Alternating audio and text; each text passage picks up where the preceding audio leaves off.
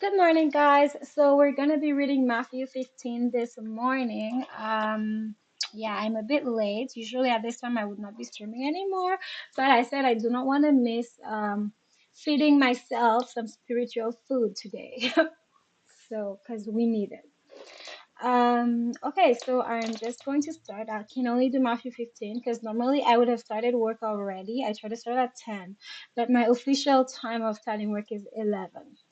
But so I will read Matthew 15 before I start work.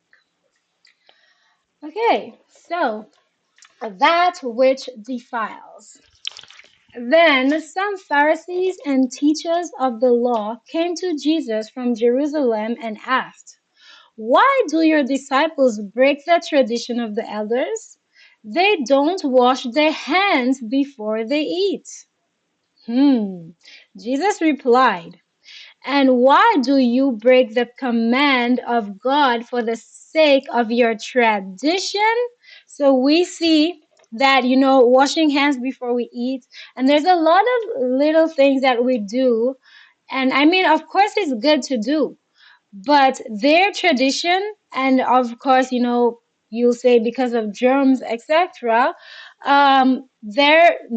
We're not going to be judged based on these things. And I was telling somebody this, and actually, I didn't even know that this was clearly written in the Bible. An example like this was clearly here, because he was saying something about somebody who washed their hands for like 3 seconds or something, and like I wanted to I didn't want to say anything because like I thought it was just my mind, but I didn't even know it was written here. So we're going to continue reading the rest before I say anything, because I'm not sure what's written here. I'm reading it like, I mean, I have read this before, but like I was younger, and every time you read you get something different. Okay. And especially if you don't take time to ponder on everything you read, by the time you read something else, you would have lost it because you're learning new things all the time. And it overrides the other one in your brain. So you need time to stabilize the knowledge in between before adding on to others. So that way they last for a longer time. All right. So Jesus replied, "And why do you break the command of God for the sake of your tradition? For God said, 'Honor your father and mother,' and anyone who curses their father or mother is to be put to death. But you say that if anyone declares that what might have been used to help their father or mother is devoted to God, they are not to honor their father or mother with it. Thus, you nullify the word of God for the sake of your tradition. You hypocrites! Isaiah was right when he prophesied about you. These people honor me with their lips, but their hearts are far from me. They worship me in vain. Their teachings are merely human rules.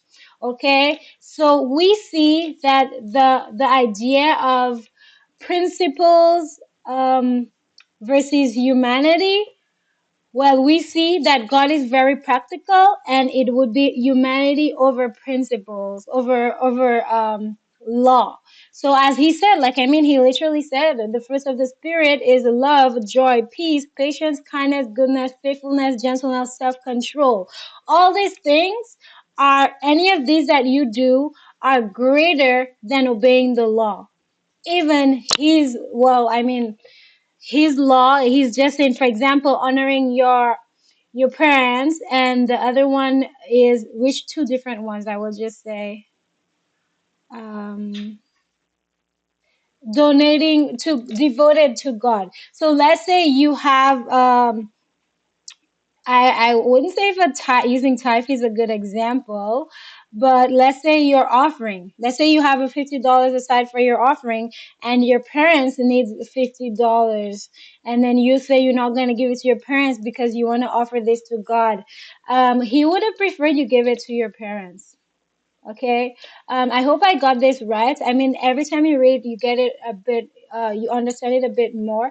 So I will yeah, I will reread it another time because now maybe because I kind of was distracted working other things, and I probably should have read the Bible first. I was doing like my personal things, and yeah. So let's just continue. Yeah, teachings are merely human rules. Okay, so Jesus called the crowd to him and said, "Listen and understand. What goes into someone's mouth does not defile him, but what comes out of their mouth, that is what defiles them." So this is just so powerful. Look at this. So if you don't judge what somebody eats, like you see somebody pick up something on the floor and they eat it, you're like, ew.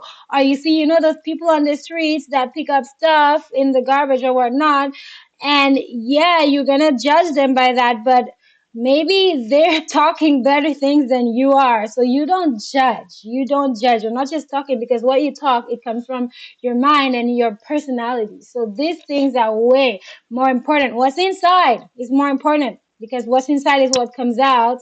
I mean, for your mind, that's what will portray for your action, your words and your actions. So there we see that this is way more important than like not washing our hands or eating dirty thing or something on the ground, blah blah blah, which people judge really badly. Then the disciples came to him and asked, "Do you know that the Pharisees were offended when they heard this?" And Jesus replied, "Every plant that my heavenly Father has not planted will be pulled up by the roots. Leave them. They are blind guides. If the blind lead the blind, both will fall into a pit." Okay, so there we see that Jesus, plant my heavenly Father has not planted, will be pulled out. So pretty much we're going back to how Jesus compared us to, like, seeds planted, and there's also evil seeds that were planted among the good seeds. Okay, so we know that there are evil seeds among the good seeds, and Jesus leaves them, because at the end, this is for judgment day. He says only at the end will all the seeds that have grown, they will be weeded out at the end. So for now, we just leave them alone. Okay, leave them alone. Peter said, "Explain the parable to us," as Jesus always talks in parables.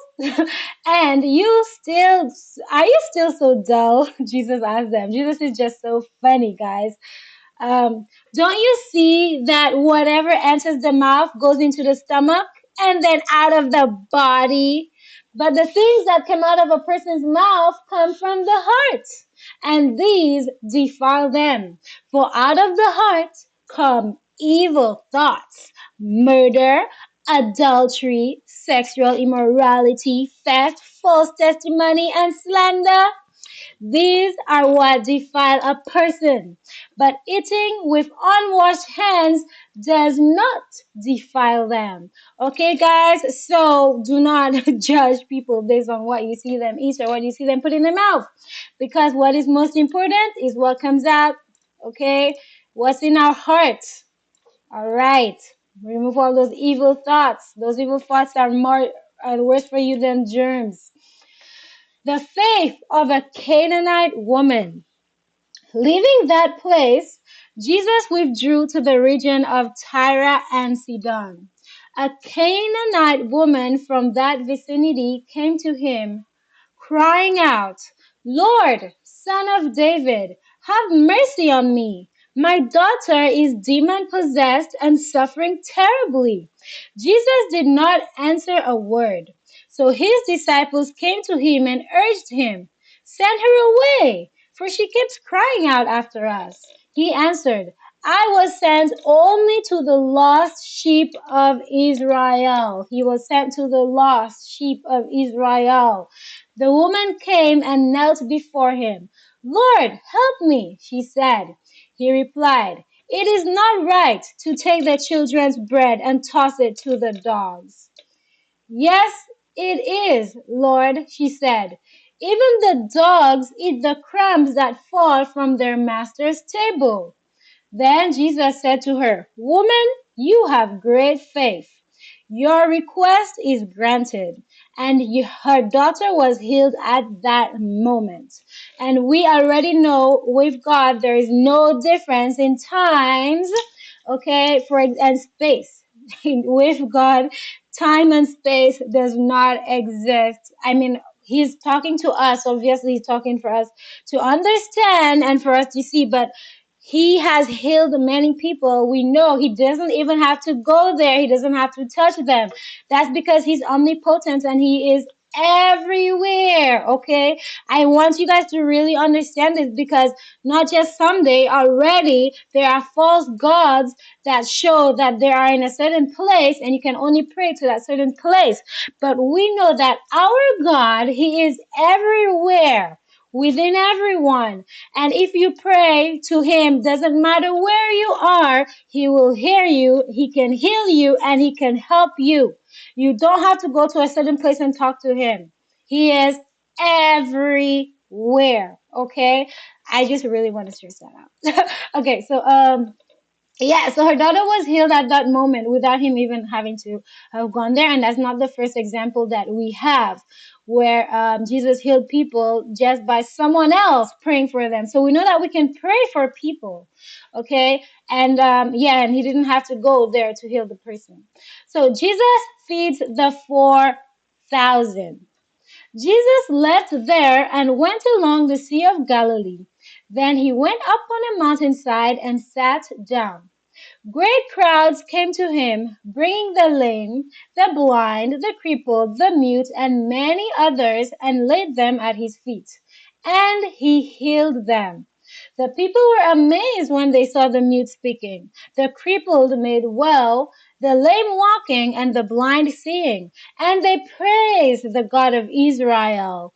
Jesus called his disciples to him and said, I have compassion for these people. They have already been with me for 3 days and have nothing to eat. I do not want to send them away hungry, or they may collapse on the way. The disciples answered, where could we get enough bread in this remote place to feed such a crowd? How many loaves do you have? Jesus asked. 7, they replied, and a few small fish. He told the crowd to sit down on the ground. Then he took the 7 loaves and the fish, and when he had given thanks, he broke them and gave them to the disciples, and they in turn to the people. They all ate and were satisfied. Afterward, the disciples picked up 7 baskets of broken pieces that were left over. The number of those who ate was 4,000 men, besides women and children. After Jesus had sent the crowd away, he got into the boat and went to the vicinity of Magadan. Okay, so this is the end of Matthew 15. I might read Matthew 16 as well. Yeah, I will read it. I will have time to finish it and then go to work. It is so nice. I don't want to stop reading. I did read that out, only reading 15, but we're going to read it, Matthew 16, and then we will end. Okay, the demand for a sign. The Pharisees and Sadducees came to Jesus and tested him by asking him to show them a sign from heaven. He replied, when evening comes, you say, it will be fair weather, for the sky is red. And in the morning, today it will be stormy, for the sky is red and overcast. You know how to interpret the appearance of the sky, but you cannot interpret the signs of the time. A wicked and adulterous generation looks for a sign, but none will be given it except the sign of Jonah. Jesus then left them and went away.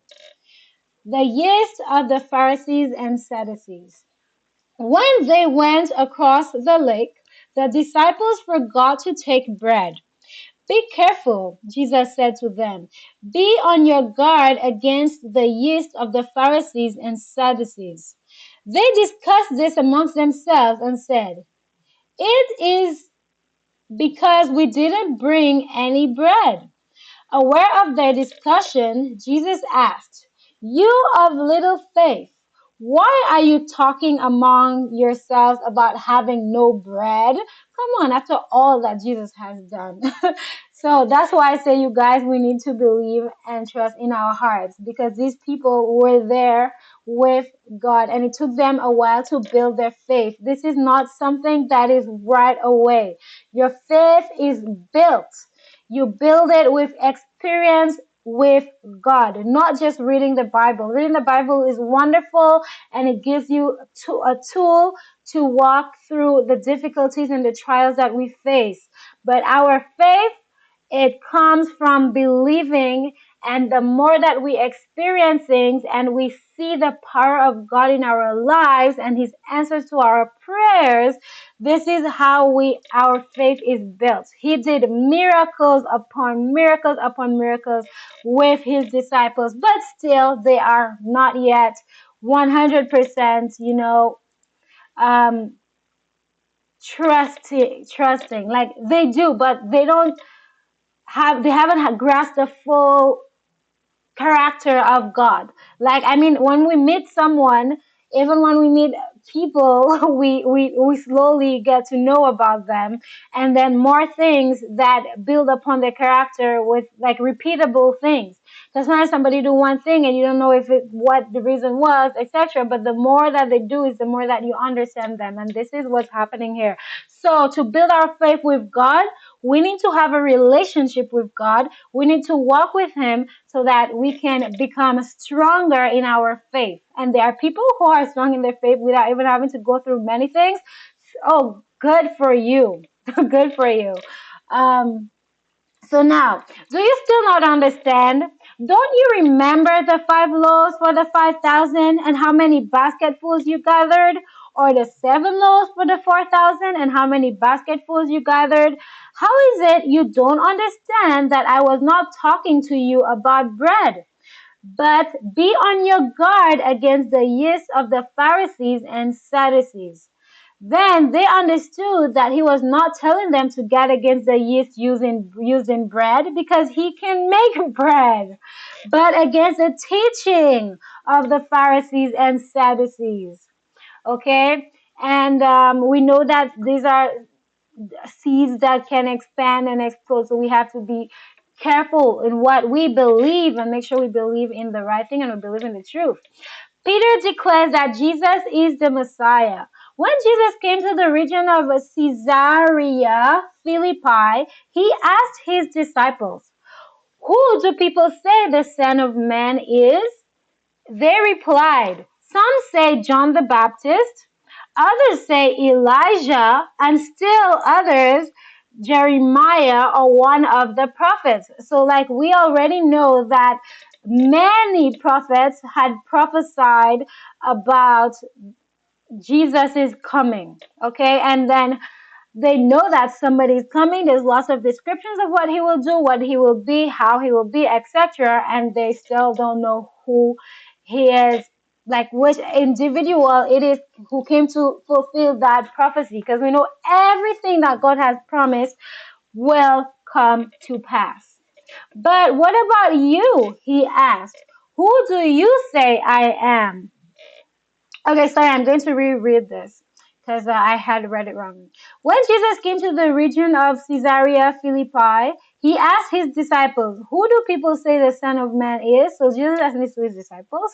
They replied, "Some say John the Baptist, others say Elijah, and still Jeremiah or one of the prophets." So that's the reply from the disciples.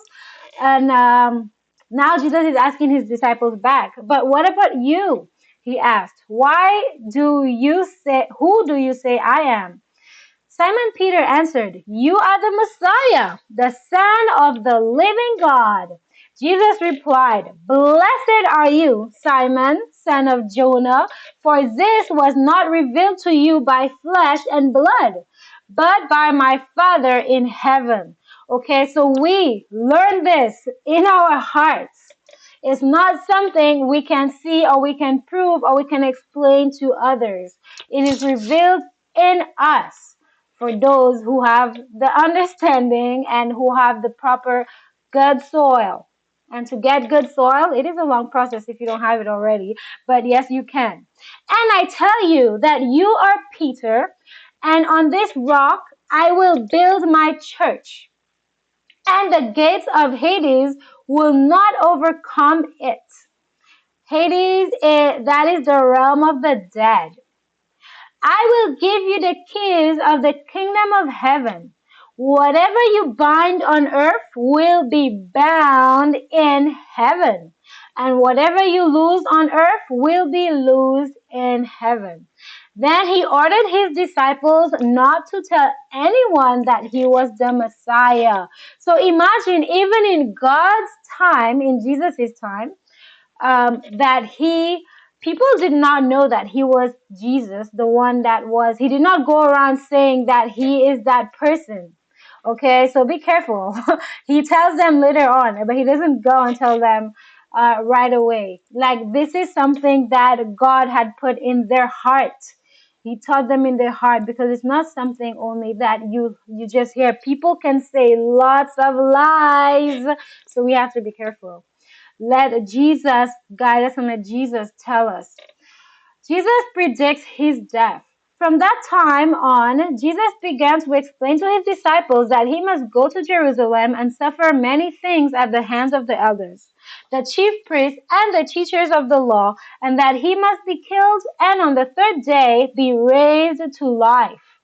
Peter took him aside and began to rebuke him. "Never, Lord," he said, "this shall never happen to you." Jesus turned and said to Peter, "Get behind me, Satan. You are a stumbling block to me. You do not have in mind the concerns of God, but merely human concerns." Okay, so when we have evil thoughts, think about where they come from. Then Jesus said to his disciples, "Whoever wants to be my disciple must deny themselves and take up their cross and follow me. For whoever wants to save their life will lose it. But whoever loses their life for me will find it. What good will it be for someone to gain the whole world, yet forfeit their soul? Or what can anyone give in exchange for their soul?